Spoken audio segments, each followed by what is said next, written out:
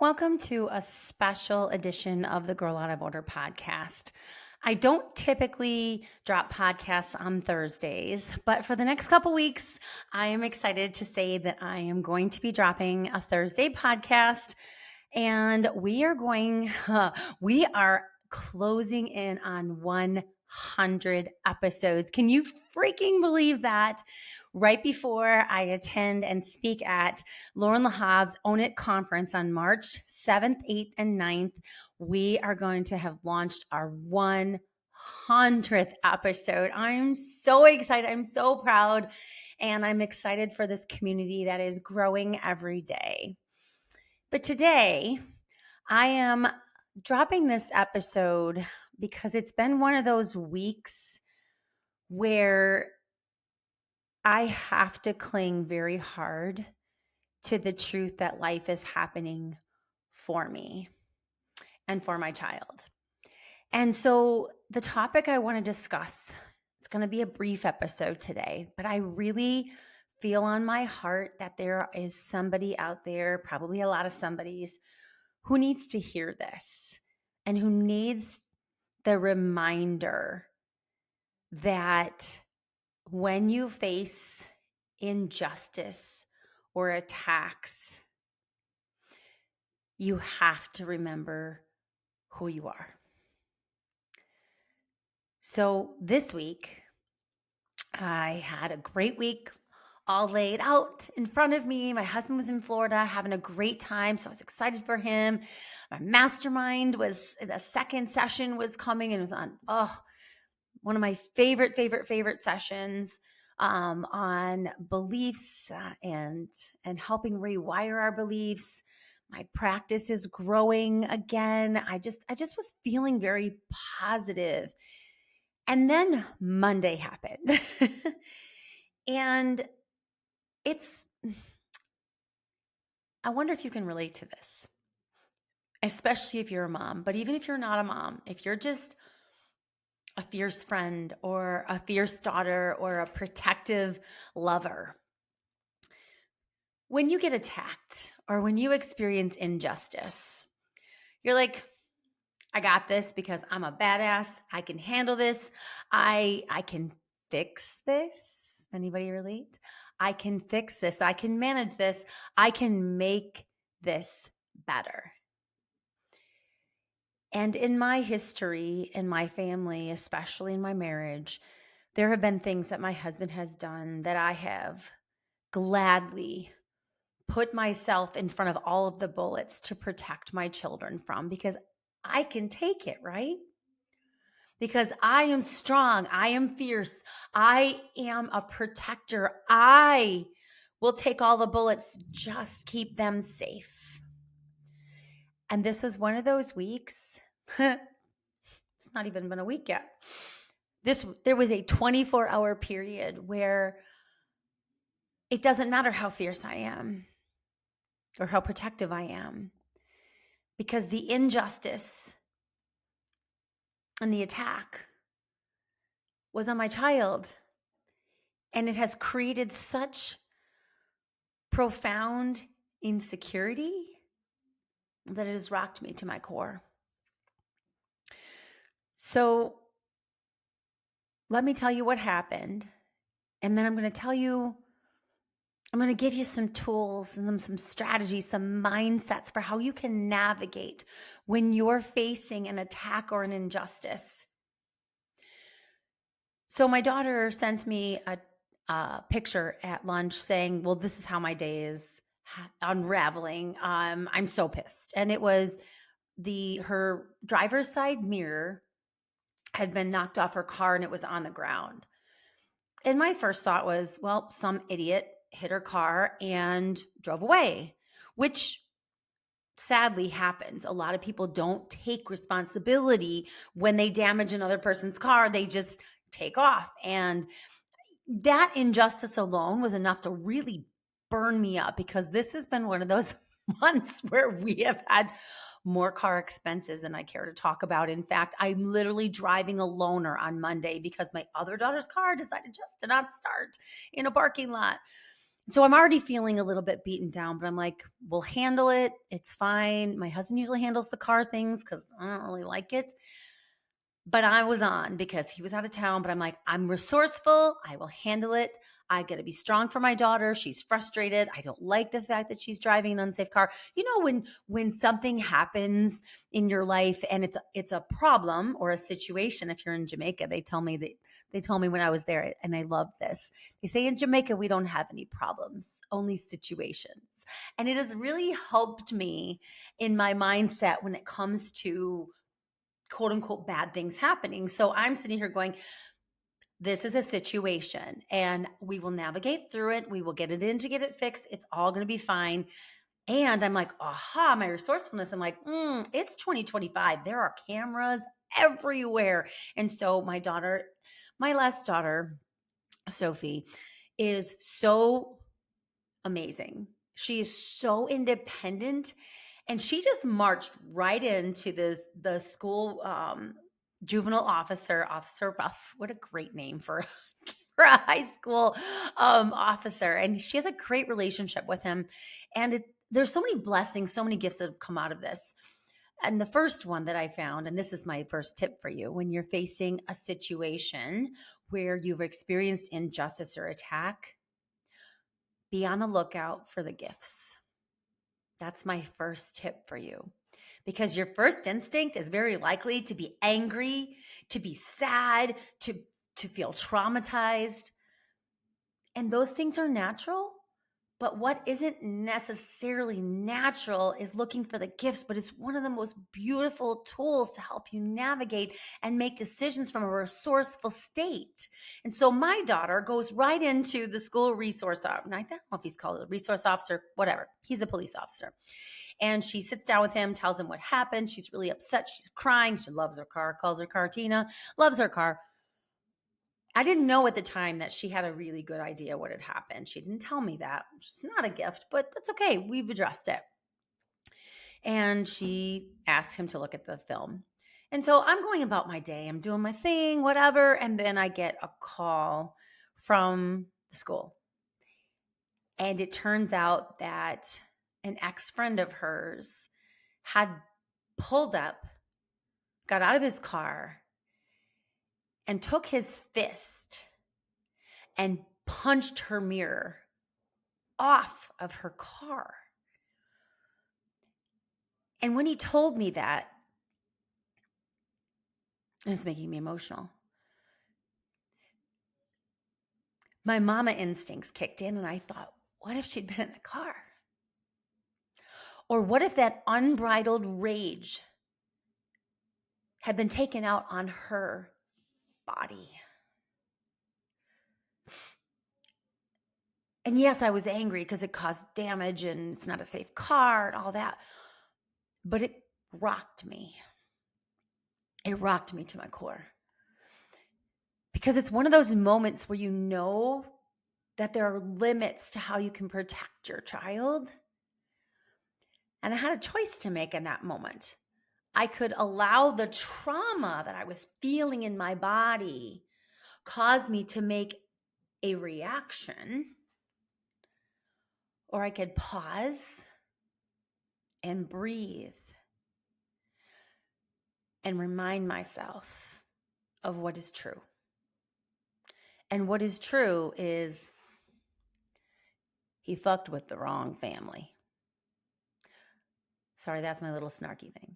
But what is true is that I am resourceful, that I am smart, and that I see the gifts, because Officer Ruff loves my daughter. He thinks she's fabulous, and he's going to do what he can to keep her safe. But in that moment, in my very human reaction, I felt so sad. And I felt a little afraid.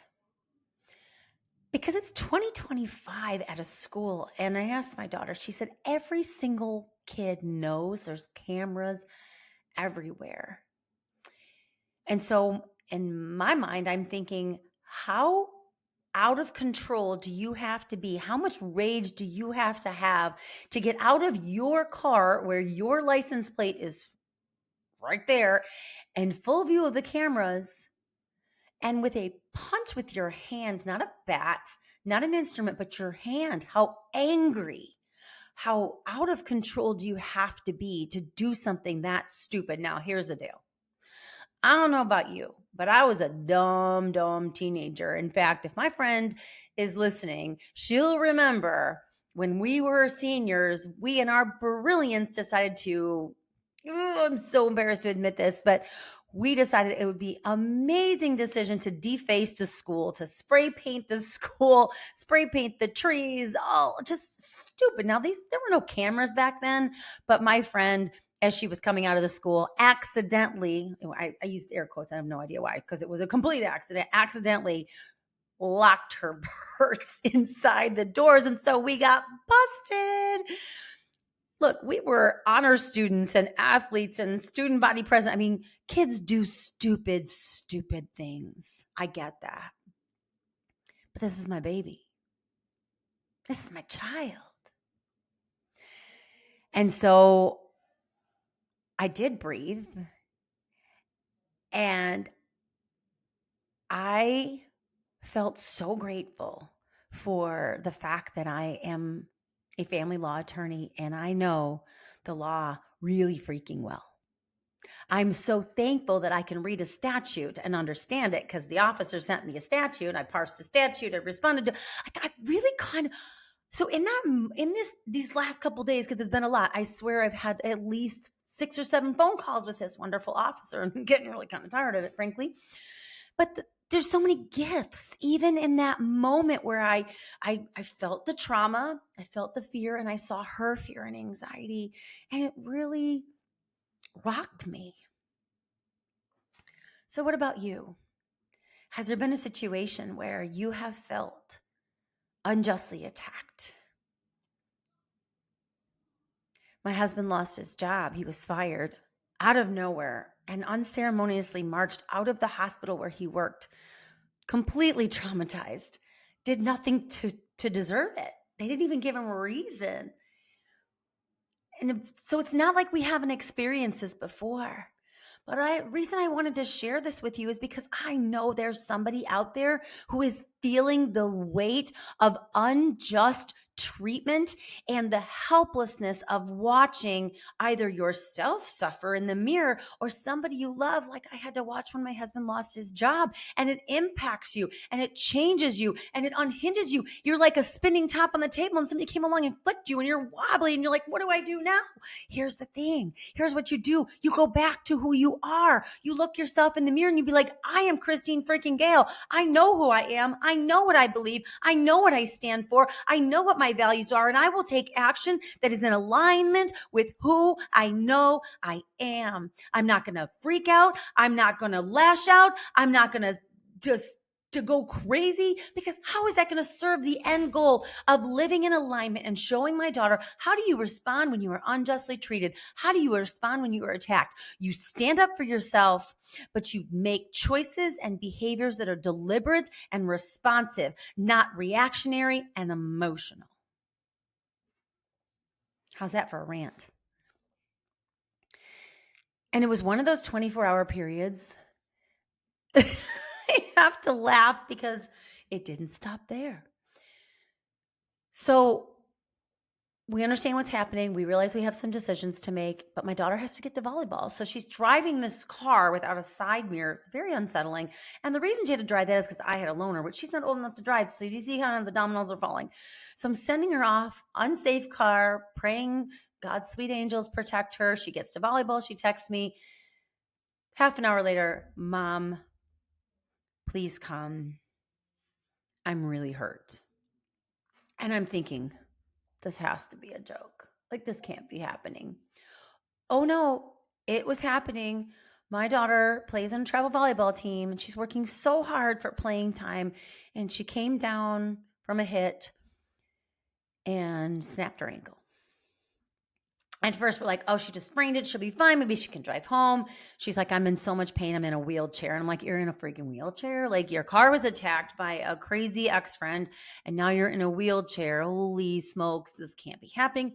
It was happening. So I'm driving down there to get her. I'm thinking, this this is a lot. I was working my tools, right? I was being responsive. I was being in control. I was acting in alignment. Now I'm like, I'm going to burst. I'm so frustrated. I was like, really, God, really, what's going on? And so I'm watching my daughter who's already traumatized. She's already anxious, and now she's in excruciating pain. And her season, I can't say it's over, but 4 to 6 weeks, she doesn't have much time left. And I'm thinking, now we've got grief, we've got loss, we've got fear, we've got trauma, and we've got injustice on more than one front. What do I do? And even though I wasn't consciously looking for the gifts kept appearing, and I was ready. Because as we're driving I get her out into the car in the freaking wheelchair. I start running through the wheelchair, like I used to do. If you ever did this with your kids in the parking lot with the grocery carts, I was one of those crazy moms that, well, okay, maybe that's just me. But when you have 4 kids in 6 years, sometimes you got to make those Target runs fun. So I'm running through the thing, I'm wheeling her on and just trying to find even just a measure of levity and joy and silliness, because you got to be resourceful when you're facing injustice, loss, pain, fear, anxiety. You still have the ability to have a sense of humor. I know that might seem crazy, but what it did is it lightened her mood. It helped her laugh. And even though inside I was feeling this roiling anger and fear and frustration and sadness, I was able to draw on my tools to be playful. And we get her in the car and we're starting to drive. And she said, Mama, I really need you to be positive for me. And I thought to myself, I have raised a bad ass.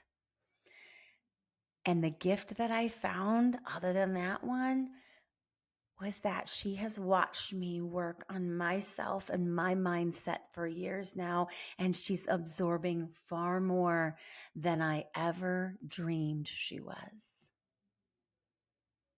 And she's seen me not be so positive. She's seen me be reactionary, and she understands the negative impact and implications that is for me, for her, for the situation. And she's strong enough to say, I need you to be positive. I need fill in the blank.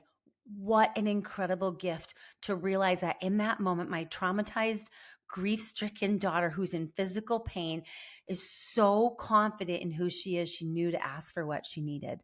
I found the gift, sister. So what is it for you? Is it a job loss? Is it a breakup? Is it a health scare? Are you insecure in your job right now? Have you been abused?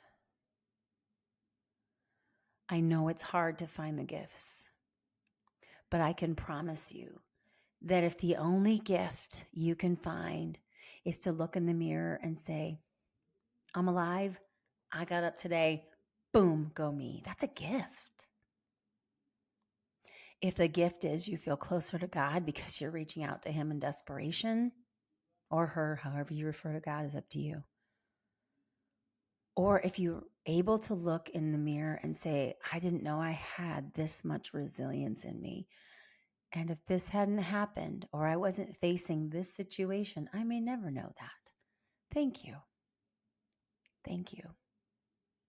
Find the gift, even in the midst of trauma and attacks, disappointments, heartache. If you're on the lookout for the gifts, they will show themselves to you. So just for shits and giggles, because the 24 hours couldn't be, well, before I get there, I want to tell you one last gift, because as I was tucking my daughter into bed and piling up the pillows to elevate her foot, she asked me to set, I had all this stuff in my hand. She said, can you set that down? I'm like, oh. In my mind, I'm going, I'm so weary at that point. I'm like, what else does she need? She said, Mama, just put that stuff down. I just want to hug you. And she said, you're my rock. I couldn't have done this without you. And I thought to myself, I feel so weak and ineffective and unable to protect her. And that's my junk. That's a me problem because this almost 18-year-old child doesn't see that. She sees the gift that her mama is for her. So, sister, if you're watching a loved one hurt, especially if it's a child, and you're reaching deep into the recesses of your body and your spirit to be as strong and protective and calm as you can possibly be, because you know that's what this person needs. And the only thing you can take away from this is that you're the rock for another human. That's enough.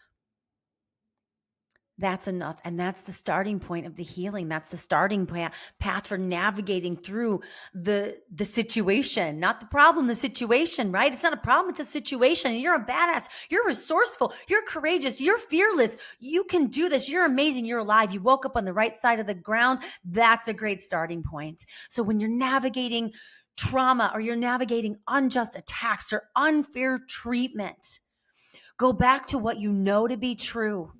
And if you don't feel it, speak it anyway. Anybody who's been listening to me for more than 5 minutes knows I'm a huge proponent of incantations. And so what you do is you get up and you put your shoulders back, tits up, hands on your hips, stand like a superwoman and say, I am amazing. I am a badass. I have everything I need within me now to navigate this situation because I am extraordinary. And you repeat it over and you move your body and you focus on what you can fix, not what's wrong. And you use language that surrounds your situation that is empowering and doesn't make it worse than it is, doesn't make it less than it is, but doesn't exaggerate it. You don't say, oh my gosh, this is absolutely horrible. This is the worst thing that can possibly happen. You know what? There's bad things that happen to every human having a human experience, but how you decide to describe it and how you do what you decide to focus on and how you decide to stand in your physiology will often determine how you navigate the situation. So what's your situation you're working on today? Because, oh yeah, back to the whole shits and giggles things. Because the 24 hours wasn't crazy enough. I get a fraud alert on my phone that there was some charge to Target. It wasn't in my bank account. I was like, I don't know what this is. Somebody in Colorado tried to charge $90.17 to Target on Sophie's debit. Has her car attacked by a crazy ex-friend, breaks her ankle, and has her debit card hacked. I mean, I told her, I said, hey, bad things come in 3. You're good for 2025. We are set. It's going to be an amazing year. And it was so ridiculous at that point that she and I started busting out laughing. We're like, okay, whatever. This is nuts. You can't make this stuff up. In fact, after I record this, I'm going to the bank to sign a fraud slip because those stinkers did get $50 out of her account before they shut it down. I'm like, oh God, why does this stuff happen? You know what? It happens, right? And I can sit there and say, this is just such a shitty day. I can't believe this is happening. This is so horrible. How are we ever going to, or I can just be like, you know what? It's a hefty amount of situations that we've got to navigate, but we are going to do it together. I'm going to find the gifts in this. I'm going to comfort my child. I'm going to find resilience that I have to draw on right now. I'm going to remind myself who I am. I'm going to be grateful that I have a purpose. I am going to be aware that I have passion to protect those I love. And I'm going to be really, really, really fucking grateful that I am an incredibly intelligent attorney who's been able to navigate the legal quagmires and come up with a solution that I hope will protect my child and give this young man some consequences that will make him think twice before he ever does anything to threaten another person. So what I can do. So I'll leave you with this. Whatever situation you're facing, sister, you have what it takes to navigate it, even if it feels heavy. Look for the gifts. Respond, don't react. And break it down into smaller chunks. So those are my 3 recommendations. What do I mean by smaller chunks? 1 step at a time. one MRI at a time, one phone call at a time. For me, it's one statute review at a time, one step at a time. Don't try to handle it all. And if things are really bad, please, please, please get professional help, because Lord knows I've had enough traumas in my life that I could not navigate on my own, and I should not navigate on my own. If you have a loved one or a friend or a tribe or a mastermind or a coach, reach out to them. You do not have to do this life on your own. And what is also true is you have the strength within you and you have the tools at your disposal. Just make sure you stay within yourself, choose to respond, take a breath, take a pause, and handle the situation. I love you so much. Thank you for joining me for this very special Thursday episode of the Girl Out of Order podcast about unjust treatment, attacks, and other situations. You're amazing. The world needs you, sister. The world needs your positivity. Just like my daughter said, I need you to be positive for me. Our world needs you to be positive, to be confident, and to be responsive, because our girls out of order are changing this world, one woman at a time. I love you, and we're in this together. I'll see you on Monday.